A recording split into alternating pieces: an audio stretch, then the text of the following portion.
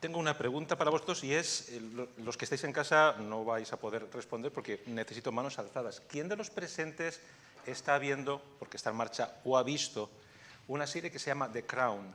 Está en Netflix. Vale, no hay muchos, por lo que veo. Vale. Bueno, mi mujer me dijo, oye, vamos a ver un capítulo porque dicen que está bien. Mirad, la familia real británica está como en la cola de mis intereses. O sea, esta cuestión del famoseo y de la realeza, la verdad, no va conmigo. Y bueno, vimos un capítulo, no está mal.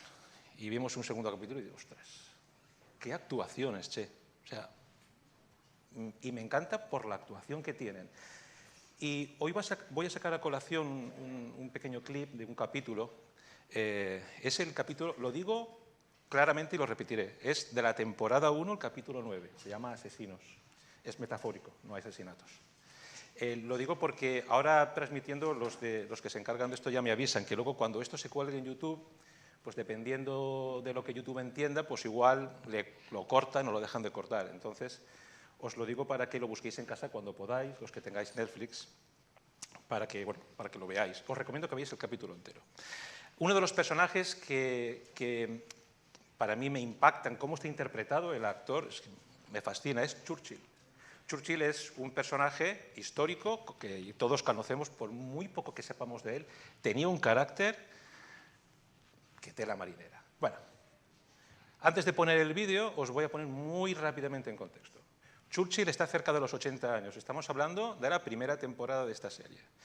Y es el primer ministro, y es un primer ministro que ya está muy mayor, pero genio y figura hasta la sepultura. Está muy mayor y él se sabe representante de Inglaterra delante del mundo. Cada vez que tiene una audiencia lo ves ahí, casi que sube las escaleras y casi que se ahoga, que se inclina para besar la mano de la reina Isabel, jovencita, y apenas puede. Está hecho ya, pobre, un carcamal, con todo el respeto. Incluso llega un momento donde alguien le insinúa, primer ministro, quizá tendría que pensar, no, esto, yo voy a continuar, Inglaterra me necesita. Llega un momento donde le dan 2 apoplejías, una y a los días otra, y hace todo lo que puede para ocultárselo a la reina todo el tiempo que puede, porque el primer ministro es la imagen de Inglaterra, y entonces no puede ser débil. Bueno, un carácter, che. Vale, vamos a lo que vamos ahora. En el capítulo 9, el que se llama Asesinos, resulta que el primer ministro Winston Churchill cumple 80 años, y las 2 cámaras envían a un pintor de gran renombre, un pintor modernista, a hacerle un retrato. Y aquí tenemos, en ese capítulo pasan otras cosas, pero esta es una de las historias que ocurre solamente aquí, y es a la que voy a hacer referencia. Tenemos dos personalidades totalmente opuestas. Un Churchill que es lenguaraz, rápido, sarcástico, sí, muy mayor, pero la mente le funciona a toda velocidad. Y tenemos a un pintor, que era Graham Sutherland, modernista, muy introvertido, muy pesimismo, muy concentrado en su tarea, y durante varios momentos se ve a este pintor que va a casa de Churchill a hacer unos bocetos en base a los cuales después él pintará el cuadro. Es el regalo a su 80 cumpleaños por parte del gobierno inglés. Bueno, pues no tienen nada que ver el uno con el otro, de carácter no tienen nada que ver, pero hay un punto en el que se encuentran, y es en el arte, porque Churchill también pintaba. Hay un momento, de hecho, donde se ve a Churchill viendo unos libros donde están las fotografías de los cuadros que pinta el pintor Graham Sutherland. Y al mismo tiempo este pintor está en su casa viendo libros con las fotografías de las pinturas de Churchill, que pintaba un montón. Él estaba en su casa con su estanque. Bueno. A raíz de esto, tienen unas conversaciones fantásticas. De hecho, el pintor, solamente con ver los cuadros, le hace un análisis y lo calca. Y de pronto, entre los dos, tan opuestos, se crea una conexión muy particular, incluso a través de un drama que tuvieron en sus vidas, el mismo. Llega el 80 cumpleaños, se va delante de las cámaras Churchill, con todo el discurso, y ahí está. Nadie ha visto el cuadro, nadie, absolutamente nadie, el pintor y la mujer del pintor. Vale. Se descubre el cuadro y la cara de Churchill es un poema, no le gusta ni media. delante de todo el público, hace lo que puede para no echar sapos y culebras por su boca. Vaya, y el pintor se da cuenta, por supuesto. Lo que vamos a ver ahora es un pequeño clip de 3 minutos donde el pintor va a casa de Churchill para hablar con él. ¿Vale? Cuando queráis lo podemos poner. Está en inglés, lo siento, no hay color. O sea, podía haberlo puesto en español, pero nada que ver. Entonces, está subtitulado, no os preocupéis. Ya hemos visto lo que hay, ¿no? Menudo encontronazo.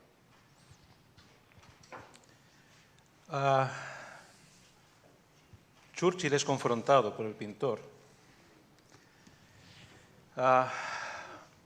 y la rabia que tiene Churchill es porque no quiere ver lo que el cuadro representa, no quiere verlo, le duele, le da rabia, le da furia, no quiere verlo. Y bueno, Dani habló el domingo pasado, ¿fue? El anterior, hace dos, sobre, bueno, un Dios que no puedo escuchar porque lo que está sucediendo... Bueno, aquí vamos a hablar al revés, vamos a darle la vuelta a la tortilla, es como una especie de evolución de pelota. Soy muy malo en el tenis, pero vamos a ver qué ocurre cuando cuando el ser humano no quiere escuchar a Dios, se niega a escuchar lo que tiene que decir, se niega a ver lo que tiene que mostrarle. Ese es el asunto del que vamos a hablar hoy. ¿Y cuáles son las razones para que las personas, el ser humano, no quiera hacerlo? Vamos a intentar. Seguramente hay muchas, pero vamos a ver.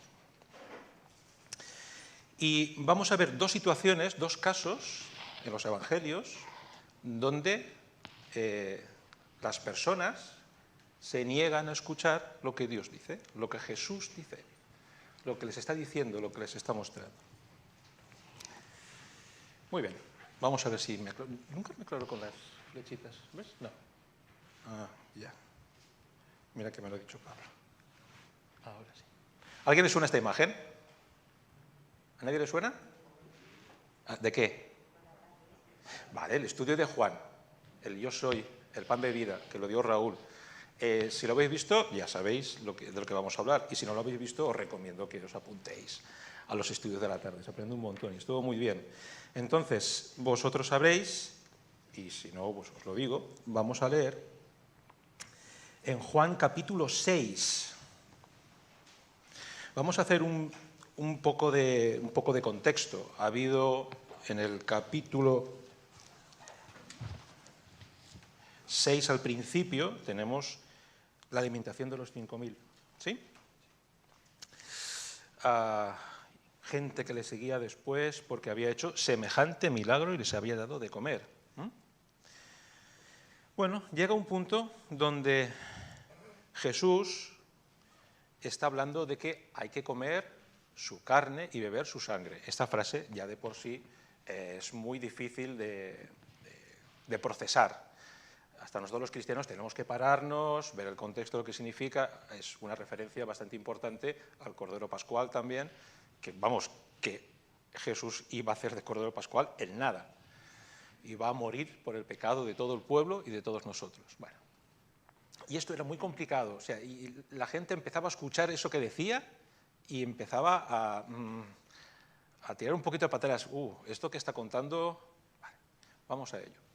En el capítulo 6, versículos 60 hasta el 66. Evangelio de Juan, capítulo 6, versículo 60 en adelante, dice: Por eso muchos de sus discípulos, cuando oyeron esto, dijeron: dura es esta declaración, ¿quién puede escucharla? Pero Jesús, sabiendo en su interior que sus discípulos murmuraban por esto, les dijo: ¿esto os escandaliza? Pues qué si vierais al Hijo del Hombre ascender a donde antes estaba. El Espíritu es el que da vida, la carne para nada aprovecha. Las palabras que yo os he hablado son espíritu y son vida.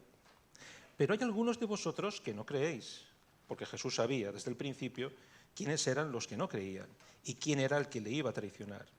Y decía: por eso os he dicho que nadie puede venir a mí si no se lo ha concedido el Padre. Como resultado de esto, muchos de sus discípulos se apartaron y ya no andaban con él. Vale. Esto de se apartaron, en el original, el término griego, es que volvieron a su vida anterior. volvieron a sus quehaceres. Pues Jesús, con todo lo que contaba, con todo decía, con toda su autoridad, con todos los milagros que él hacía, pues bueno, mucha gente, muchísima gente le seguía. Y a veces lo hemos dicho, gente de todos los colores, gente muy rota, gente consciente de ser pecadora y también la parte opuesta. Muchos fariseos, escribas, gente que buscaban a ver cómo lo pillaban. Pero le seguía muchísima gente. Y los discípulos, los que le estaban siguiendo, eran muchos. Bien. Pues dice esto, la gente empieza a incomodarse, Jesús les declara que tiene muy claro que no todos estaban creyendo y la gente empieza a irse. Muy bien, pues aquí tenemos un ejemplo de alguien, en este caso son muchas personas, que deciden no escuchar porque no les gusta lo que Jesús está diciendo. No les gusta. ¿Por qué? Pues porque básicamente, primero, requiere algo duro de oír, me necesitáis por completo y en absoluto, el que quiere la vida me necesita a mí, en esto es radical, lo hemos dicho últimamente más de una vez. Si no estáis conmigo, estáis contra mí, o sea, así de claro. Y también porque está requiriendo un compromiso muy fuerte. Seguir a Jesús no es apuntarse a un club de senderismo, ni a una asociación cultural, ni a una asociación de vecinos, ni a una ONG, no es eso. Seguir a Jesús es seguirle a Él. Lo hemos dicho muchísimas veces, lo repetiremos. El cristianismo no es una religión, es una relación. ¿Con quién? Con Jesús, el Hijo de Dios. Una relación, de verdad, no la que tenemos con el vecino, intensa, cercana, íntima, con intimidad. Vale. Pues esto es lo que Jesús está exponiendo, la necesidad absoluta de Él, de seguirle, y además deja muy claro que Él es totalmente consciente que muchos de los que le seguían no le seguían por Él. Le seguían porque habían comido, porque les gustaba lo que decía, eran, vamos a llamarlo, en lugar de discípulos, simpatizantes. ¿Sí?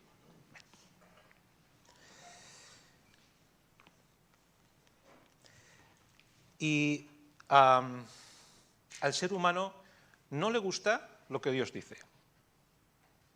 Lo hemos visto que Churchill se niega, le duele cuando alguien le dice lo que hay.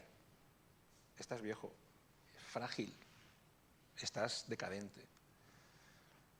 Eso no gusta a nadie. Eso es como que te ponen un espejo delante de pronto estando desnudo y de pronto te ponen delante un espejo a cuerpo completo. Hombre, si tienes entre los 15 y los 23 años, pues a lo mejor eso, estoy como un yogur, pero a partir de cierta edad no te gusta que te pongan un espejo delante y te puedas ver sin maquillajes y sin ropas y sin nada. Entonces, igual que Churchill no quería ver lo que representaba el cuadro, el ser humano, las personas, no queremos ver lo que Dios nos está diciendo porque no nos gusta ni media. No nos gusta ni media. Fijaros todo lo que Jesús había hecho, intentar recordar más o menos todos en los evangelios, cuando los leemos, todas las cosas fantásticas y maravillosas que el Señor Jesús hizo. Y a veces, de una forma un poco quizá pueril, infantil, medio romántica, ay, si yo hubiera estado ahí para verle y para seguirle, es que cuando lo lees, dices, es que, ¿cómo no creer en Él? Bueno, en Juan 12, en el capítulo 12, del 36 al 38, dice, mientras tenéis la luz, que le den la luz para que seáis hijos de la luz. Estas cosas habló Jesús y se fue y se ocultó de ellos, pero aunque había hecho tantas señales delante de ellos, no creían en Él. No creían en Él, a pesar de todos los milagros, de todas las señales, de un tipo o de otro, o grandes milagros, o el hecho del amor, el cariño, la dedicación, la pasión por la gente que sufría, por la gente que estaba perdida. Nada de esto fue suficiente para muchas personas que le seguían. Y continúa diciendo, para que se cumpliera la palabra del profeta Isaías que dijo, Señor, ¿quién ha creído en nuestro anuncio y a quién se ha revelado el brazo del Señor? No queremos ver y no queremos oír. El ser humano no quiere ver ni oír lo que Dios tiene que decirle. Nos cuesta muchísimo. Quizá nos duela, no sé, quizás sea eso.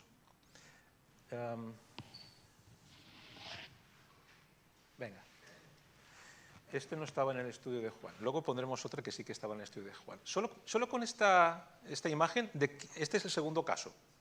Segundo caso de alguien que no le gusta ni media lo que Jesús está diciendo. ¿Alguien por esta ilustración podría decirme de qué vamos a hablar ahora? ¿Cómo?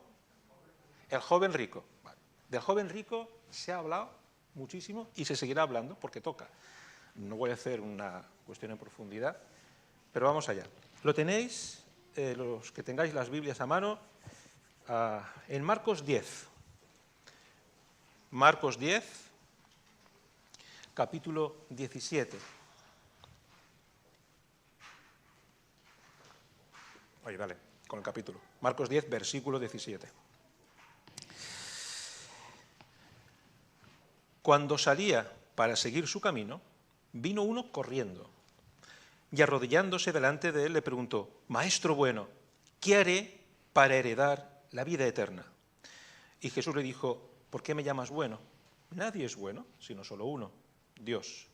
Tú sabes los mandamientos: no mates, no cometas adulterio, no hurtes, no des falso testimonio, no defraudes, honra a tu padre y a tu madre. Y él le dijo: Maestro, todo esto lo he guardado desde mi juventud. Jesús, mirándolo, lo amó y le dijo: una cosa te falta. Ve y vende cuanto tienes y da a los pobres, y tendrás tesoro en el cielo. Y ven, sígueme. Pero él, afligido por estas palabras, se fue triste porque era dueño de muchos bienes. Bueno, este joven parecía que lo tenía casi todo hecho. O sea, ya ha hecho todo lo posible. Bueno, me falta algo. Y bueno, Jesús le dice ciertas cosas y dice: yo lo hago, está. Vamos, solo me falta quizá la guinda a lo mejor, no lo sé. ¿Qué me falta? Pues vende todo lo que tienes y dalo a los pobres. Y el joven no le gusta lo que oye, se pone triste. Y si intentamos pensar un poco en la situación, no nos lo dice aquí. Esto no está escrito en la Biblia. Pero se pone triste porque tenía muchos bienes. Sí. El hecho de tener muchos bienes a mí no me pondría triste, creo yo, me pondría feliz. Pero el hecho de tener muchos bienes y que el Señor Jesús le diga: entrégalos y sígueme, de pronto le pone un espejo delante y le muestra que no está tan dispuesto a renunciar a ciertas cosas como él creía. Y eso delante de todo el mundo. O sea, ante la pregunta de Jesús, su respuesta lo expone ante todo el mundo, pero lo expone sobre todo y principalmente ante sí mismo. De pronto él se da cuenta que aquello que él creía, cualquier cosa haré para heredar la vida eterna, resulta que no es así. No va a hacer cualquier cosa. De pronto el Señor Jesús le pide algo que él no está dispuesto a entregar. Y yo siempre lo he dicho, bueno, siempre no, 2 o 3 veces, esta creo que es la cuarta, lo digo para que ponga el copyright. En algún momento, con la ayuda de todos los jóvenes que son muy tecnológicos, quisiera hacer una pequeña película con el qué pasó después de, qué pasó con Barrabás después de los textos, qué pasó con el joven rico después de este texto, con un montón de situaciones. Y cuando pensamos en este joven rico, desde lejos, desde la tranquilidad de nuestra pertenencia a la familia de Dios, a veces lo vemos como un: che, ¿por qué no lo hizo? ¿Por qué no dio ese paso? Vale. Esta pregunta va para todos aquellos que no son creyentes y todos los que sois hermanos y hermanas míos. Si Jesús te pide que lo dejes todo, absolutamente todo, ¿estarías dispuesto a dejarlo? ¿Estarías dispuesto a dejar a tu familia, si Él te lo pidiera? ¿O dejar tu trabajo? ¿O dejar esa casa que te ha costado tanto encontrar, en la que ya estás muy cómodo? ¿Cómo se llama? La República Independiente de mi casa. ¿Estarías dispuesto a entregar tu tiempo de ocio? Las relaciones que tanto tiempo te ha costado construir y que te son muy útiles en muchas situaciones, ¿las dejarías a un lado? ¿Las pondrías a los pies de Jesús para que queden en el aire y no saber de todo esto qué caer al suelo? Yo siempre me acuerdo de que, dependiendo de la persona y de la situación, el Señor Jesús le pedía unas cosas a unos y otras a otros. Al endemoniado gadareno, cuando le dice, yo te seguiré, dice, no, vuelve a tu casa. Vete con los tuyos, cuenta lo que ha pasado. Otro le dice, déjame que vaya a enterrar a mi padre. Y dice, no, deja que los muertos entierren a los muertos y tú vente conmigo. A cada cual el Señor Jesús tiene algo. Pero ese algo se va a definir en la medida en que todos se lo entreguemos a Él. Bueno, vuelvo a hacer la pregunta. ¿Estarías, yo me incluyo, pero es que necesito hacerlo como hacia afuera, no sé si me explico, para que todo el mundo, porque esto tiene una utilidad, esta pregunta. ¿Estarías dispuesto a dejarlo todo, lo que tú valoras, si Jesús te lo pide? Vale. Ante esta pregunta, interiormente, este es mi cálculo porque a mí me ha pasado, uno como que se encoge un poquito. Uno ya no está en esta escena del joven rico, ya no está junto con los discípulos, detrás de Jesús, viendo al joven cómo pone así cara y se va. Ante esta pregunta, si nos las planteamos sinceramente, de pronto nos damos cuenta que en nuestro interior hay algo que dice, queremos, claro que queremos, pero sí. ¿Y si resulta que por seguir a Jesús de cerca, por hablar de mi fe, las amistades que tanto tengo y que tanto valoro, de pronto ya no me consideran bien, ya no quieren estar tanto conmigo? ¿Y si por seguir a Jesús en mi trabajo puedo perderlo? O no sé, me pueden cambiar de sitio, yo qué sé. 100.000 cosas pueden pasar si seguimos a Jesús de cerca. Entonces, resulta que en nuestro interior, en el ser humano, en el corazón del ser humano, hay una parte que es resistente, que se encoge cuando Dios le dice, esto es lo que hay, o esto es lo que quiero. El fundador lo he dicho más de una vez, y es que me parece muy acertado, el fundador del Ejército de Salvación decía, llegará un momento donde se predicará a Jesús el Salvador, pero no a Jesús el Señor. Vale. Jesús es Salvador y es Señor.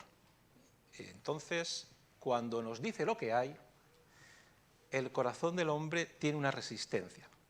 Este encogerse ante la pregunta, si Dios te pidiera que dejaras a sus pies todo aquello que más valoras, este encogerse del corazón es típico del ser humano. Hay una resistencia. Eso tiene que ver con el pecado. Tiene que ver con el pecado. Hace muy poquito tiempo a mí me sucedió una situación donde, metafóricamente hablando, el Señor de pronto puso un espejo delante de mí. Yo iba todo tranquilo por la vida, contento, no contento, nunca estoy contento conmigo mismo, pero satisfecho, acomodado. Y de pronto el Señor me puso en una situación que fue como un espejo, como verme desnudo. No es plato del gusto, no es plato del gusto. El asunto es qué hacemos después. Podemos hacer como Churchill. Después de esta escena que hemos visto, Churchill se levanta, renqueando, coge la sábana y vuelve a tapar el cuadro. Y podemos hacer eso, claro. Tú puedes escuchar lo que Dios quiere para ti, lo que Jesús quiere para ti en tu vida, y puedes no escucharlo. Puedes no mirar lo que Él te quiere enseñar. Claro que puedes hacerlo. El problema es que Él advierte que sus palabras son vida y que de fuera de Él no hay nada.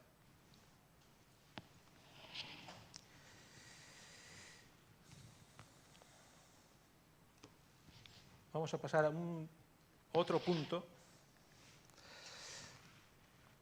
Lo reconocéis también, ¿no? Esto estaba en lo de Juan. Me gusta esta foto, esta imagen me gusta porque es un Jesús que mira es una mirada un poco de reto, está como retando. Vale. Hemos visto muy brevemente dos pinceladas, dos escenas en Juan. Hemos visto pues, cuando dice que tenéis que comer mi carne y beber mi sangre, ¿vale? Y también lo del joven rico. Dos escenas donde lo que él dice incomoda y la gente no quiere escuchar y se va. Vale, ¿cuál es la actitud de Jesús en estos dos casos? ¿Qué es lo que hace Jesús? Se va detrás del joven rico diciendo, no, espera, no te vayas. Vamos a intentar encontrar un punto intermedio. No lo hace. No lo hace, no se va detrás de él. Le ha dicho lo que hay.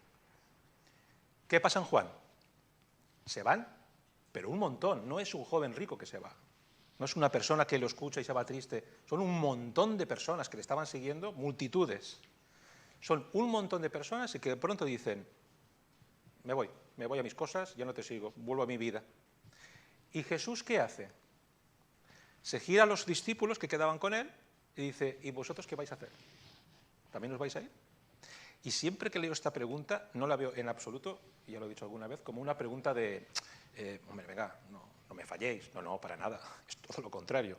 Bueno, ¿qué decidís al respecto? La actitud de Jesús es tratar como adultos a los adultos, no como bebés inconscientes que no saben ni de qué están hablando las cosas, las personas mayores, no, como adultos responsables. ¿Por qué vengo a decir esto? Tiene que ver un poco con lo que comenté hace 3 o 4 domingos, porque no acabo de sacármelo de la cabeza y el corazón. El Señor Jesús es muy claro en su mensaje. El mensaje que tenemos es suyo, no lo podemos modificar ni dulcificar, no es dulcificable. Con Cristo, vida eterna; sin Cristo, muerte eterna, no hay más. Y cuando el Señor Jesús habla lo que tiene que hablar y dice lo que tiene que decir, no rebaja la intensidad del mensaje, y si la persona decide que no quiere escucharlo, no quieres escucharlo. Quizá haya más ocasiones delante, ya hablaremos. Pero no va detrás de él intentando, bueno, vamos a hacer otra cosa. No, es que en este sentido el Señor Jesús es radical, es blanco o negro. Es que estamos hablando de una cuestión de vida o muerte.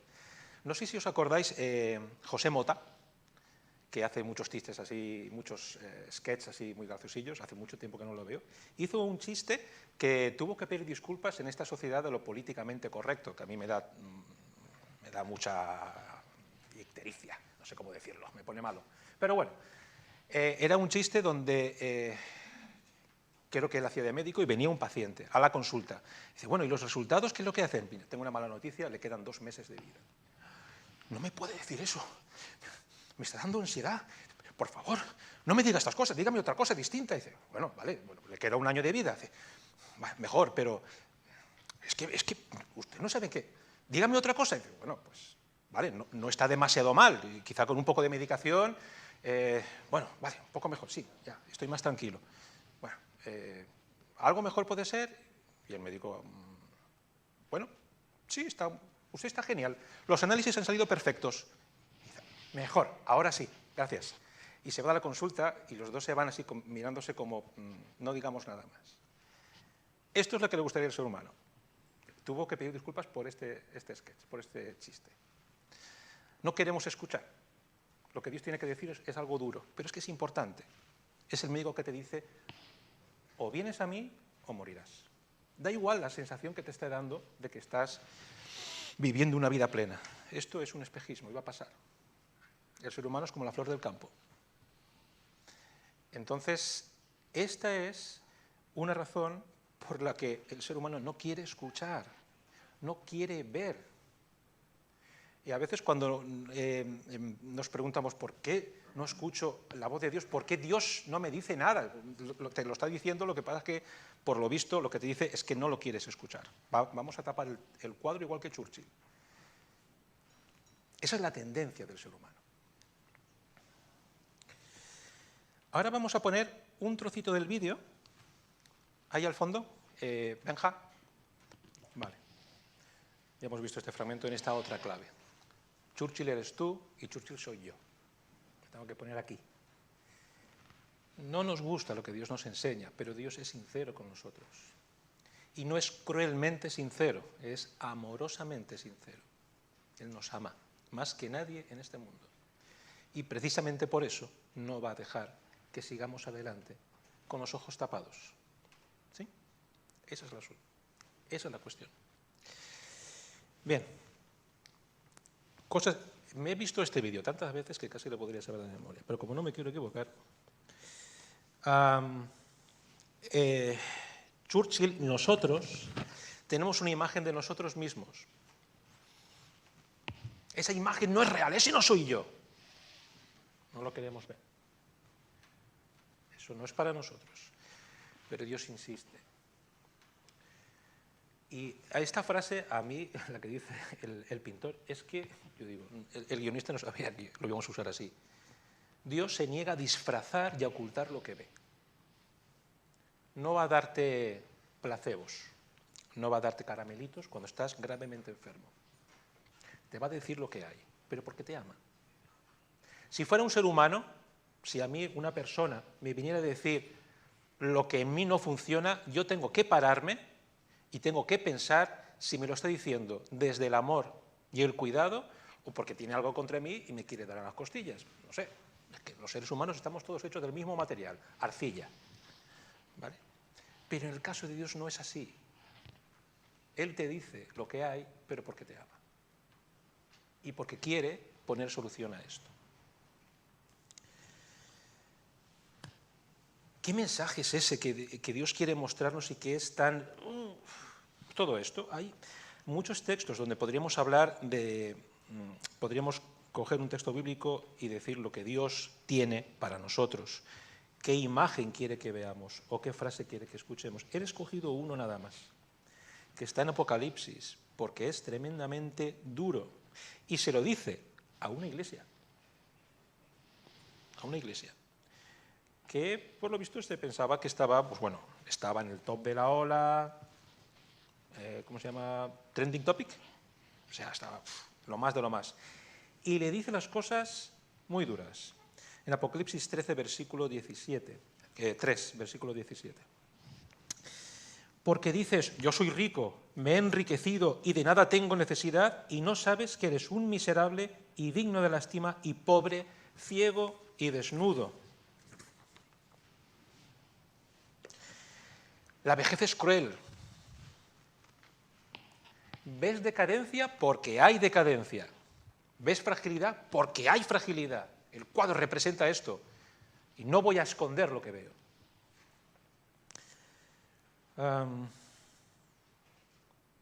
Y Dios se niega a esconder lo que ve. Porque nos es urgente y necesario ser conscientes de dónde estamos respecto de Dios. Porque Él nos quiere cerca. Porque Él es vida. Pero si nos alejamos de Él, no encontraremos vida. En ninguna parte. En ninguna parte.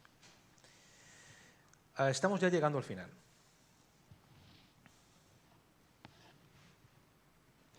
Bien, esto es una escena al principio, antes del encontronazo, cuando estaba haciendo bocetos y todo esto.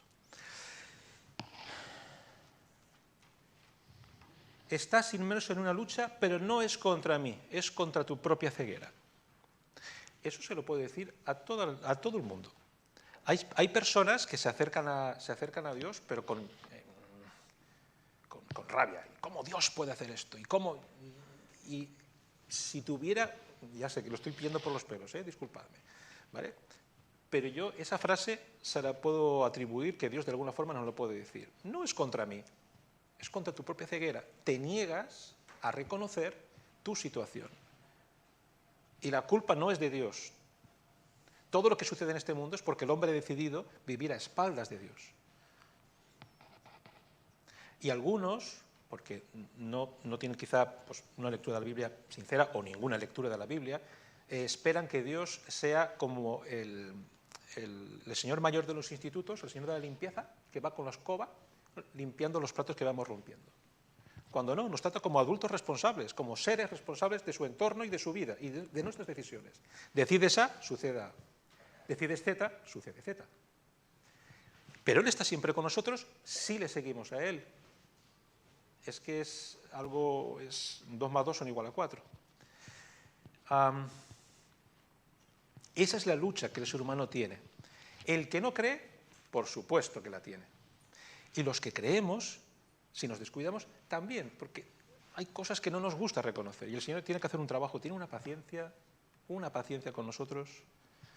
Yo a veces, y no soy el único, lo sé, porque a veces lo hemos hablado, a veces me pregunto, Señor, ¿tú estás seguro que me quieres como discípulo? ¿Qué paciencia tiene? Pero nos ama y va a trabajar en nosotros.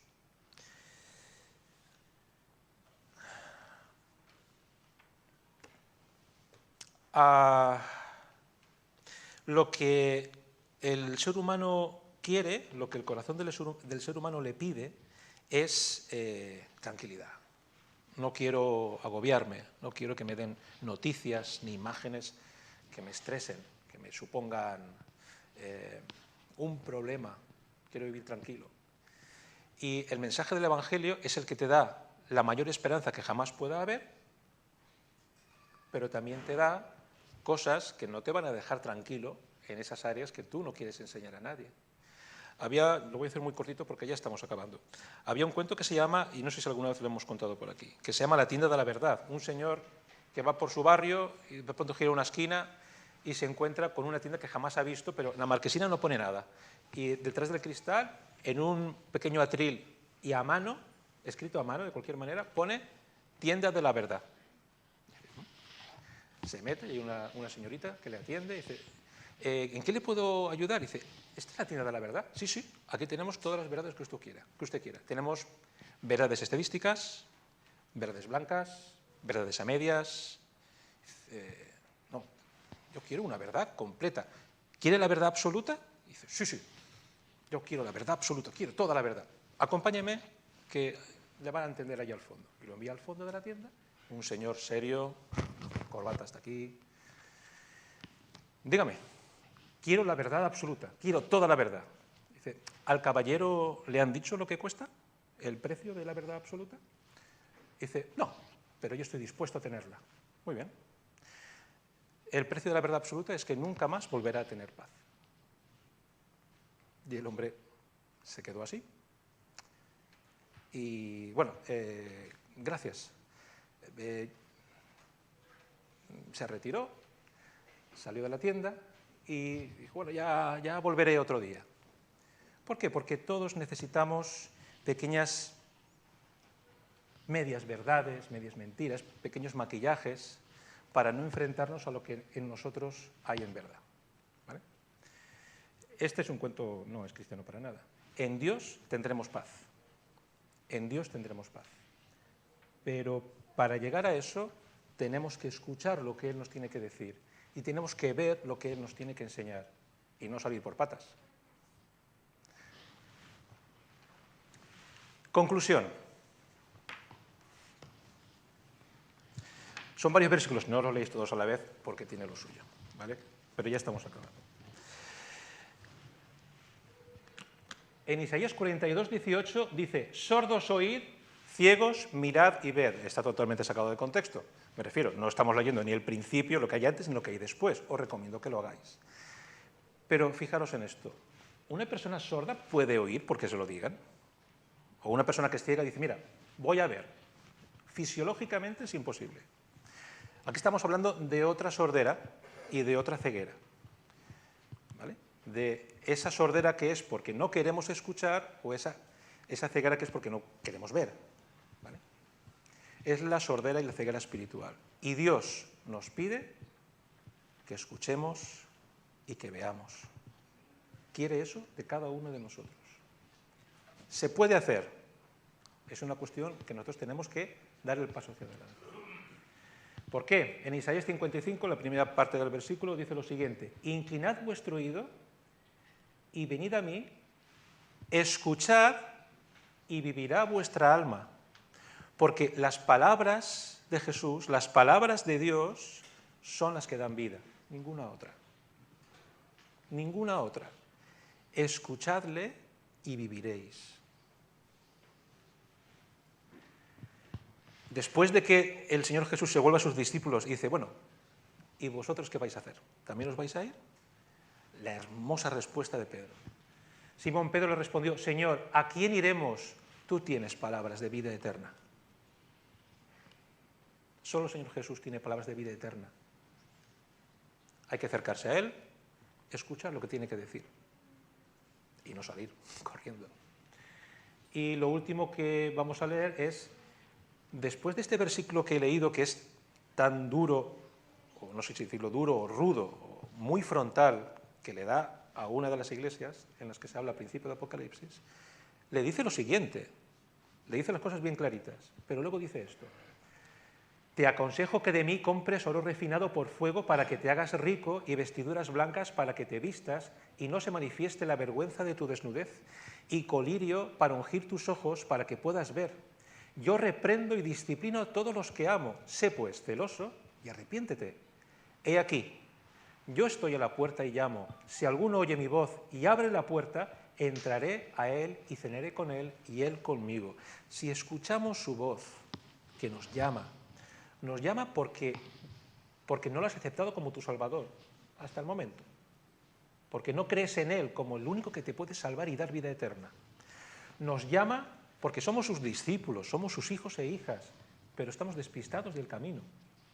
nos hemos quedado sentados en el arcén contando mariposas y no estamos siguiéndole de cerca a nuestro maestro. Si él nos llama, pasará esto. Todos sabemos, lo hemos dicho muchas veces, en la cultura mediterránea, en otras también, pero en la mediterránea, que es la que yo conozco, lo de compartir mesa tiene mucho significado. Y en aquella cultura era un síntoma de tremenda intimidad y familiaridad. El Señor Jesús quiere comer con nosotros, alrededor de la mesa. Nos quiere cerca, nos ama, pero tenemos que escuchar lo que nos tiene que decir y tenemos que ver lo que nos quiere enseñar. Es la única forma. Esto es lo que tiene que compartir con vosotros, de modo que vamos a orar para terminar. Señor Jesús, Señor, te damos muchísimas gracias porque tu amor te llevó a hacerte como uno de nosotros, a ser como uno más, un ser humano que pasó por todo lo que pasó y enseñó todo lo que enseñó y nos dijo las cosas que necesitábamos escuchar para que nos diéramos cuenta de que sin ti estamos perdidos. Gracias por tu amor infinito y gracias porque las cosas que nos tienes que decir son las que necesitamos escuchar para acercarnos a ti y tener vida eterna y vida en abundancia. Gracias, Señor Jesús. Lo que te pedimos es que ese corazón que se muestra a veces tan rebelde, que no quiere ver, que no quiere escuchar, Señor, que tú lo toques y que nos ayudes a que tu palabra cale en nosotros y seamos discípulos tuyos, hijos e hijas del Padre Celestial. Te lo pedimos en tu nombre. Amén.